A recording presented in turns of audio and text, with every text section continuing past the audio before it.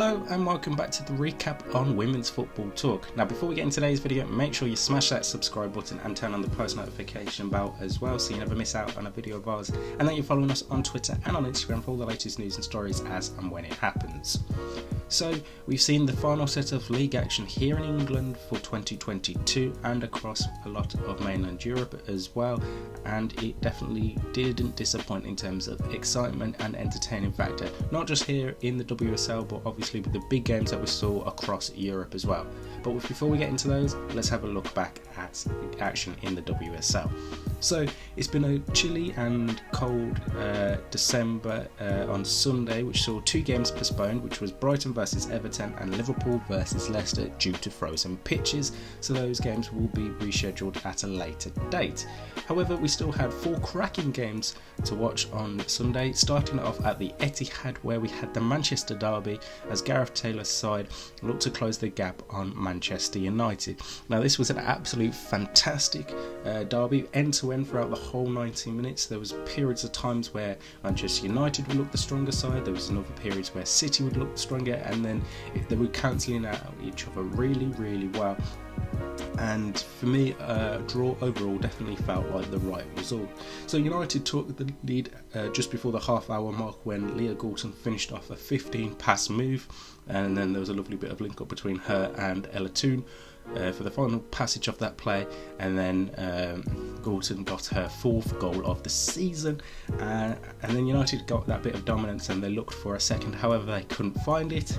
Second half came and then Laura Coombs got her fourth goal of the season as well just after the break. So really good last half an hour in that game between the two sides, obviously both looking like they could get the win and trying to stop the other from taking all the 3 points, but in the end they had to settle for a point each.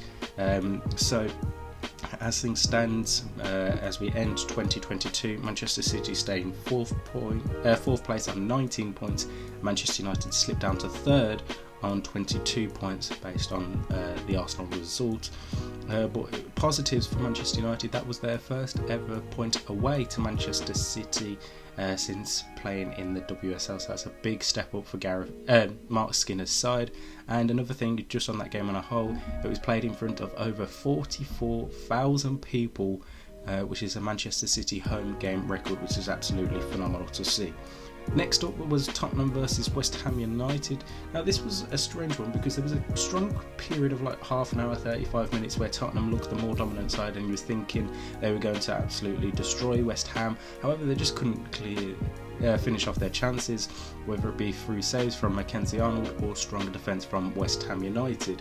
Then just before the half-time break, West Ham got a penalty and midfielder Dagny Breniers-Dottir stepped up to take it. However, she shot that really wide of the goal and it meant it was 0-0 at half-time. But then Paul Konchesky made that tactical substitution, bringing on Lisa Evans for Hanoka Hayashi at half-time, and that substitution alone brought life into West Ham throughout that second half.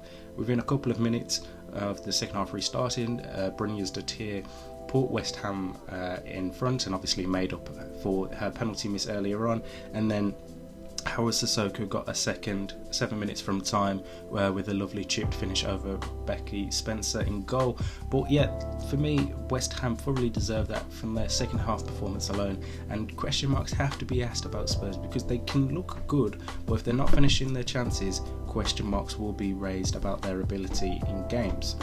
Next up we head to Villa Park where Aston Villa played Arsenal, and it got off to the worst possible start for Arsenal, with Kirsty Hansen putting Villa in front after just 6 minutes after a fantastic cross pitch pass from Kenza Dali, and then Kirsty Hansen took a shot from just outside the box and it took a little bounce before it got to Manuela Zinsberger's goal, so that's what caught her out.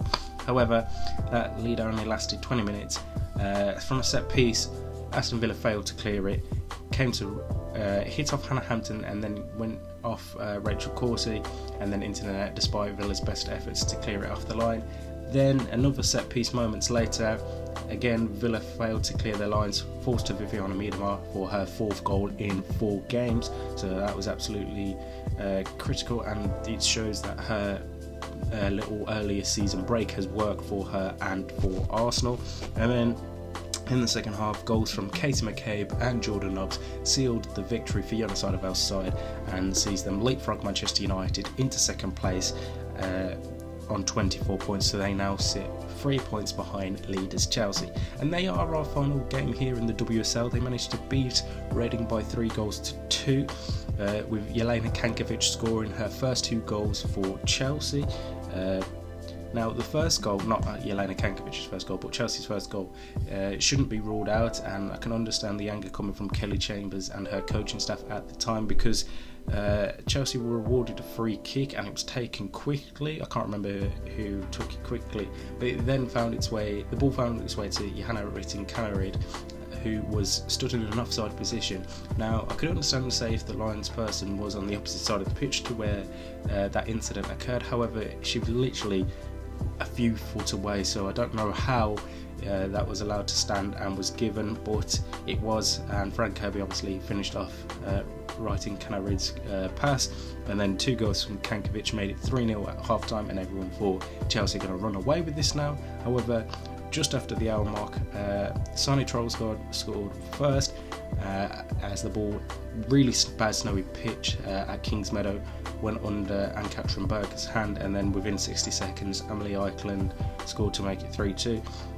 Really interesting last 20-30 minutes, because it looked like Reading were going to find a way back into this game, but they unfortunately weren't able to, and Chelsea held on to the 3 points, so we'll remain top of the table as we end 2022. But we've got a fantastic title race on our hands between Chelsea, Arsenal, Manchester United, and you could possibly even count Manchester City in this title race. It's going to be a fantastic 2023 and second half of this season. So let's head into Europe now and look at our games of the week. So it was the big Madrid derby yesterday between Real Madrid and Atletico Madrid, and Real Madrid won it 1-0 in the 83rd minute thanks to Kathleen Souza. So big result at the Estadio Alfred Di Stefano. However, that result has meant that Atletico Madrid have sacked their manager on the basis of that result. So it's going to be very interesting to see what happens there at Atletico now that their manager has gone following that disappointing defeat yesterday.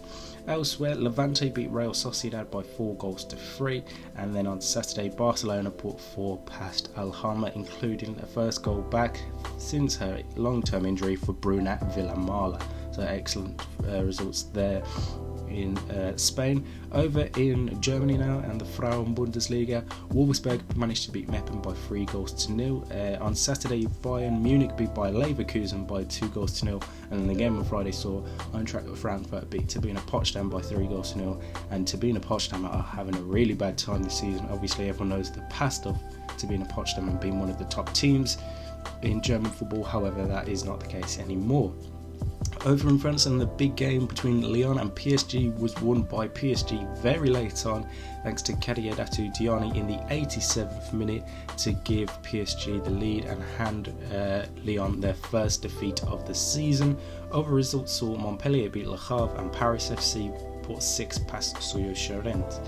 Now in Italy again, we also had a big game on Sunday between AS Roma and Juventus, and it was Juventus that ran out 4-2 winners in this, with Lynette Berenstein scoring a brace in an absolutely cracking end-to-end game, and it looked like it could go either way in that one. However, Juventus in the second half turned up that second gear and managed to find the victory. Elsewhere, Fiorentina beat Parma by 4 goals to 0. AC Milan beat Sassuolo by 1-0. And finally, over into the Netherlands, obviously there's still the one game to take place, and that's between Ajax and Zwolle. That will take place tomorrow on Tuesday. One game was postponed again due to the weather between Heerenveen and Excelsior. So the other games we saw on Friday, VV Alkmaar beat PEC Zwolle by 1-0. Telstar beat PSV 2-0, and then on Sunday FC20 beat Fortuna Sittard by 6 goals to 0, with Venakama scoring a brace. So FC20 end 2022 undefeated so far this season and with a maximum point. So absolutely fantastic start to this season for FC20. Right, that is it. We'll be back later on this week to have a look at our Champions League games. that we have, and we'll also have a review of them later on this week as well. But until then, make sure you like, comment and subscribe and turn on the post notifications like I said at the start of the video, and that you're following us on Twitter and on Instagram for all the latest news and stories as and when it happens. And until next time, we'll see you soon.